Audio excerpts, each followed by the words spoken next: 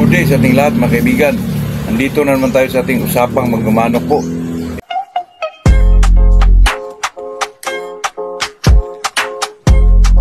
Ito yung 5K mga kaibigan, pure 5K.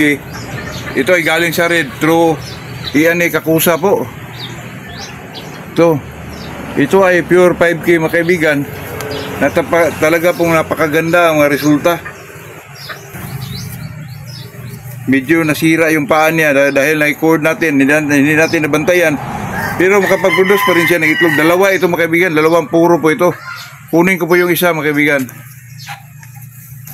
Ito ko po yung sinasabi ko na pure na ano din, 5K mga kaibigan. True, yan ikakusa rin din to.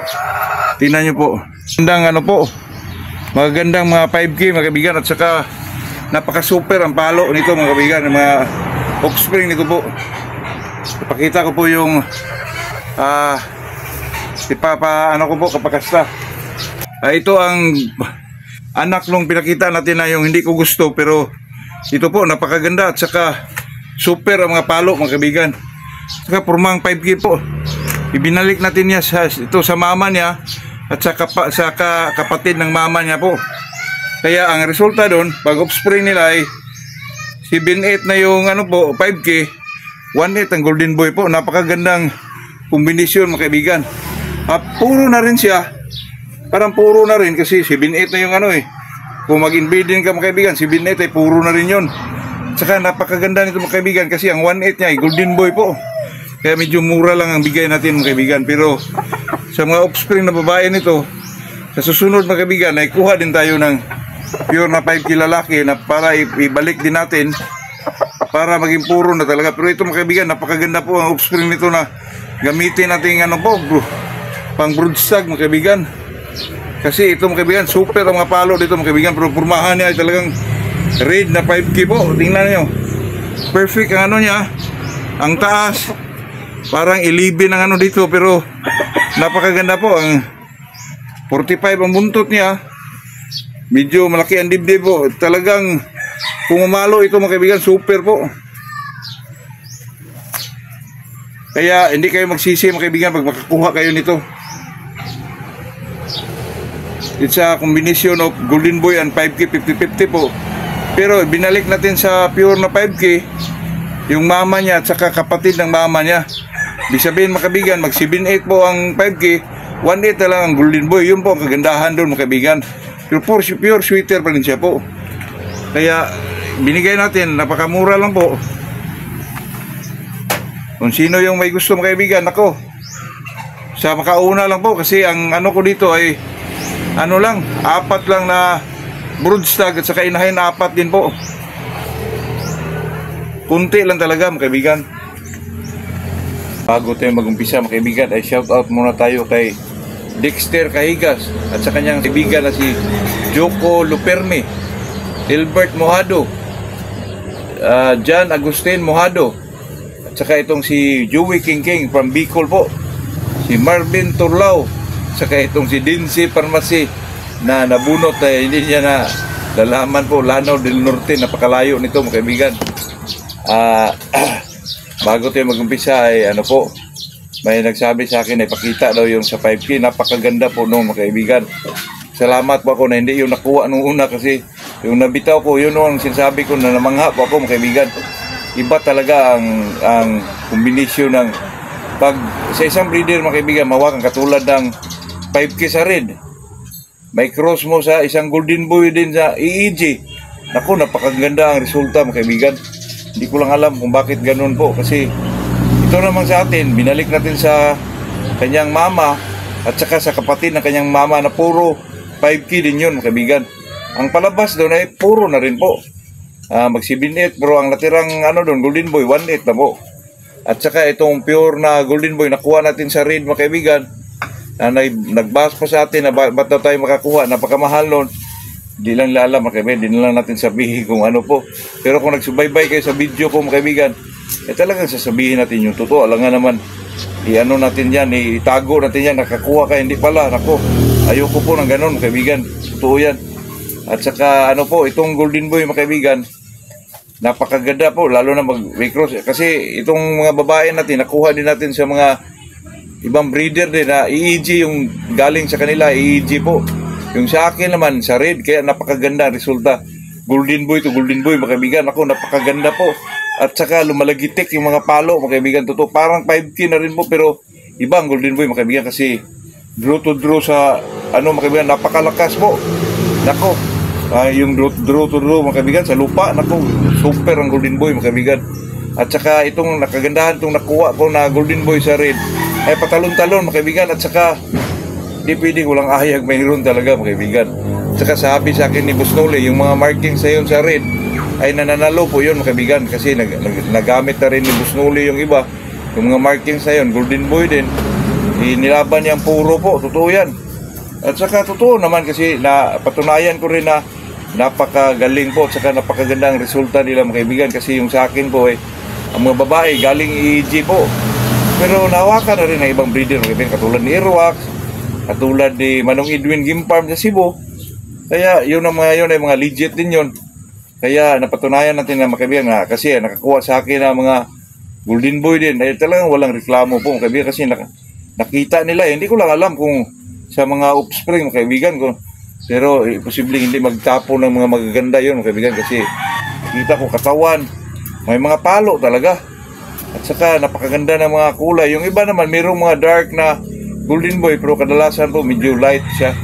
Kasi pag magkaedad yun ay magka-light yung dito nila, hakil nila, mga kaibigan. May nagtanong sa akin, mga kaibigan, na ano ba talaga, boss? Ano ba dapat namin kunin sa iyo? Yung Golden Boy o 5K? O ako ang papiliin dyan, mga kaibigan. Gusto ko Golden Boy po. Pero yung 5K dito, mga kaibigan, super ang mga palo, mga kaibigan. Alam nyo na, yung 5K naman, kahit anong posisyon, grabe sila pumalo. At saka medyo flighty sila po. Ang nakuha ko rin sa raid na Golden Boy, ang kagandahan doon, mga kaibigan, ay patalon-talon po. Tapos may badiin talaga ang palo, mga kaibigan, totoo yan. Kaya napakaganda sila ng kombinasyon ng 5K at saka Golden Boy, mga kaibigan. Totoo yan. Saka mag-breed din tayo ngayon ng 5K to Golden Boy. Kasi po, alam nyo po, itong pahulugan natin ay gilid-gilid lang talaga. Yung sa Bisaya pa, inato lang ba, mga kaibigan? Biruin nyo. Kuha kayo sa mga big time breeder. Pero okay naman yun kasi malaki ang paggalaan. Di ba? Pero 25,000 din, mga kaibigan. May mga tauhan sila. Complete vitamins, complete immunization. Sa atin ay paggilid-gilid lang. Pero nakita nyo naman, mga kaibigan, pagdating sa pag 7 months sila, 6 months, ako. Kasi ang materialis natin, mga kaibigan, ay legit din eh. Kaya doon, mga kaibigan, dito sa atin, napakamura, 10K ang stag. Pero, nako, ang laki ng diferensya po. Pero talaga, mga kaibigan, ay hindi naman tayo magbigay ng medyo alanganin po. Kasi pinaghawakan lang natin, mga kaibigan, itong tinatawag na amnesty po. Lalo na sa mga OFW na medyo mahirap pagkitain ng pira doon, mga kaibigan. Kasi dati naman ako naman ay isang sima lang, pero napakadali ko lang, mga kaibigan. Medyo mga 6 months lang ata yun. Yan talaga, mga kaibigan. Tayo naman bilang partner na kumukuha sa atin, partner talaga tawag doon, mga kaibigan, ang tulugan sa atin, OFW. Talagang partner kayo po kasi tinuturing ko na rin yung parang kapatid yung kumukuha sa atin, mga kaibigan, kasi hirap nila yun. Tapos bigyan mo ng pangit ako. Ayoko po, kahit ako naman, mga kaibigan, kahit bigay lang sa akin, talagang hindi magagamit yan. Nandyan lang yan sa gilid kasi binigyan mo ng medyo alanganin na manok eh. Kaya lalo na itong pahulugan, may pira talaga na yan. Itong ginagawa ko, mga kaibigan, ay medyo parang tulong lang ito. Tulong. May nag-take sa akin dati dyan, mga kaibigan. Kung tulong pa, busing binigay ko na daw. Hindi naman pwede yun kasi medyo mahal din yung mapagkain sa manok. Tulong ba bilang makakuha ka isang legit din na broodcock o broodstag man. Kasi, mga kaibigan, pag kuha kayo dyan sa mahulugan sa mga big time breeder vlogger, medyo may presyo yan kasi mahal din yung materialis na nakuha nila 25. Pero pag ikumpara natin dito sa atin, mga kaibigan, nakita nyo yung mga release ko ng may trayo pa nga, mga kaibigan 2 trayo yung dati, yung kakaship lang. 2 trayo yun. Mga 3 stag ng Golden Boy. Talagang nakita nyo, mga kaibigan, talagang napakaganda po. Hindi naman mabitin hindi naman ito pagmamayabang, mga kaibigan, hindi naman mabitin sa mga big time na ganun pa rin po kasi ako nakakuha din ng red Ganun pa rin, mga kaibigan. Kaya yung diferensya, 25 to 10,000 ako, napakalaki po. 15 ang nakakuha doon mga kaibigan. Tapos sinulugan mo pa, kaya mo yun mga kaibigan. Kung gusto mo talaga makakuha ng medyo may bloodline talaga. At saka dito sa atin mga kaibigan, honesty talaga, yung lagi ko sinasabi po. At saka napakataas na po ng nasabi natin mga kaibigan. Kaya umpisahan na po natin itong topic natin. Ang topic natin ay, kasi may nagtanong sa akin mga kaibigan, sa maintenance feed ko daw, ano ba talaga ang pinakamaganda po, itong wet feeding o dry feeding? Ay diretsuhin na natin yan mga kaibigan. Sa akin po, pag maintenance lang talaga, maganda talaga yung dry feeding lang, kasi yung wet feeding mga kaibigan, sa akin po ay tinatamad na ako dyan mga kaibigan, kasi pag dry wet feeding ka, balatan mo yun mga kaibigan, kasi yung mga bilog-bilog, itira yun nila mga kaibigan, itira, hindi nila ubusin po. Kaya okay lang yung wet feeding ka kung magkondisyon ka, kasi sa conditioning mga kaibigan, talagang balatan yan. Kahit mga bilog pa yan, talagang kakainin sa manok, kasi binalatan na eh. Pero pag hindi mga kaibigan, yung tawag sa Bisaya, hinumulan lang, ay talagang matira yung mga bilog-bilog po. Pero pag dry feeding, katulad ng Inertone, Inermax, ay talagang ubusin yan. Talagang yung mga takalan mo, talagang ubus yan. Basta ganado lang yung manok mo, kumplito lang sa purga, ligo, inject, sa umpisa, talagang ubusin yun. Kasi pag nag-wet feeding ka mga kaibigan, okay lang yun. Kung hindi mo binalatan yun, talagang may maiwan dyan, totoo yan. Okay lang yung wet feeding pag mag-conditioning ka.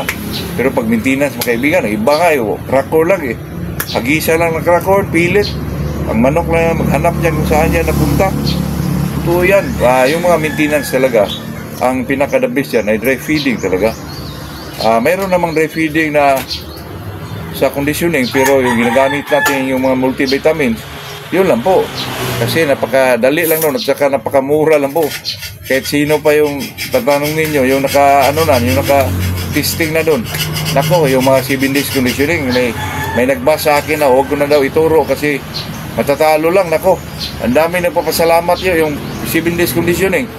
Kasi malasing daw yung manok kasi sunod-sunod eh. Nag-stop lang tayo sa 3 days for the fight. Pero ang resulta mga kaibigan, super manok po. Nako, kasi tayo na may gilid-gilid.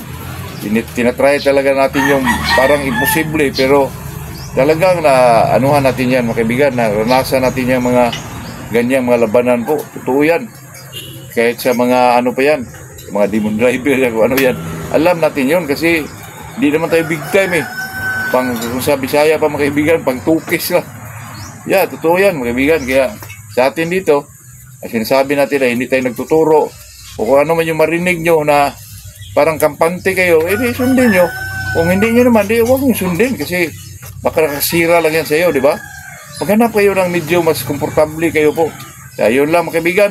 Magandang umaga sa ating lahat po. Ito po yung golden boy natin mga kaibigan. Napaliguan natin ito kahapon. Napurga, na-injika na kagabi. Isang araw pala natin napurga ito mga kaibigan. Ito po ang golden boy natin mga kaibigan na galing raid po.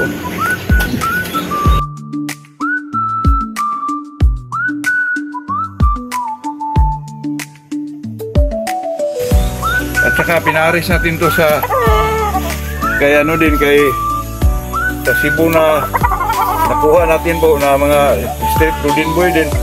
At saka isa doon ay kay Earwax mga kaibigan. Kaya yun lang po. Hindi ko na ipakita yung mga inain kasi nandun sa labas, hinilimber ko po.